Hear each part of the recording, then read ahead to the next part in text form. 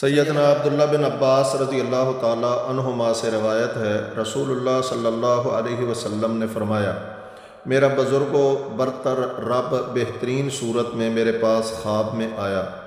رب کریم نے فرمایا، اے محمد صلی اللہ علیہ وسلم، کیا تمہیں معلوم ہے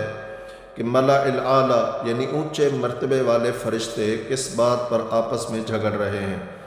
آپ صلی اللہ علیہ وسلم نے فرمایا، میں نے کہا میں نہیں جانتا، تو اللہ سبحانہ و تعالیٰ نے اپنا ہاتھ میرے دونوں کندھوں کے بیچ میں رکھ دیا، جس کی ٹھنڈک میں نے اپنی چھاتیوں کے درمیان محسوس کی۔ ہاتھ کندھے پر رکھنے کے بعد آسمان اور زمین میں جو کچھ ہو رہا تھا وہ میں جان گیا۔ رب کریم نے فرمایا، اے محمد صلی اللہ علیہ وسلم، کیا تم جانتے ہو ملأ الاعلیٰ میں کس بات پر جھگڑا ہو رہا ہے؟ میں نے کہا ہاں، کفارات یعنی گناہوں کو مٹا دینے والی چیزوں کے بارے میں ہے، اور کفارات یہ ہیں: نماز کے بعد مسجد میں بیٹھ کر دوسری نماز کا انتظار کرنا، پاؤں پر چل کر نماز باجماعت کے لیے مسجد جانا، ناگواری کے باوجود باقاعدگی سے وضو کرنا، جو ایسا کرے گا بھلائی کی زندگی گزارے گا اور بھلائی کے ساتھ مرے گا، اور اپنے گناہوں سے اس طرح پاک و صاف ہو جائے گا جس طرح وہ اس دن پاک و صاف پیدا ہوا تھا جس دن اس کی ماں نے اسے جنا تھا۔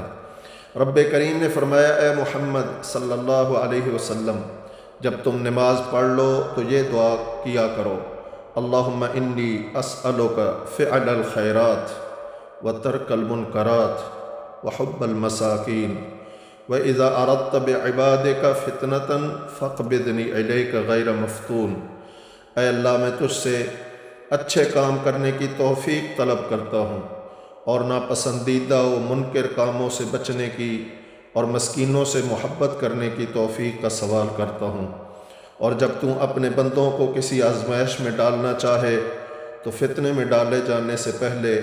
مجھے اپنے پاس بلا لے۔ آپ صلی اللہ علیہ وسلم نے فرمایا، درجات بلند کرنے والی چیزیں سلام کو پھیلانا یعنی عام کرنا ہے، محتاج و مساکین کو کھانا کھلانا ہے، رات کو تہجد پڑھنا کہ جب لوگ سو رہے ہوں۔ سنن ترمذی، حدیث نمبر 3233۔ ہمیشہ اللہ سبحانہ و تعالیٰ سے نیکی کی ہی توفیق طلب کیا کریں، اس لیے کہ ہمارے گناہ بعض اوقات ہمیں نیکیوں سے محروم کروا دیتے ہیں، اور جب اللہ سبحانہ و تعالیٰ کسی کے گناہوں کی وجہ سے اسے نیکیوں سے محروم کر دیتا ہے تو پھر بیت اللہ کے سائے میں بیٹھ کے بھی بندہ نیکی نہیں کر سکتا، عبادت نہیں کر سکتا، اللہ کا ذکر نہیں کر سکتا۔ اس لیے ہمیں وقت اللہ سے توفیق مانگیے، یا اللہ جب تک زندگی ہے ہمیں اپنی عبادت، اپنے ذکر پر ہی زندہ رکھنا۔ السلام علیکم ورحمۃ اللہ وبرکاتہ۔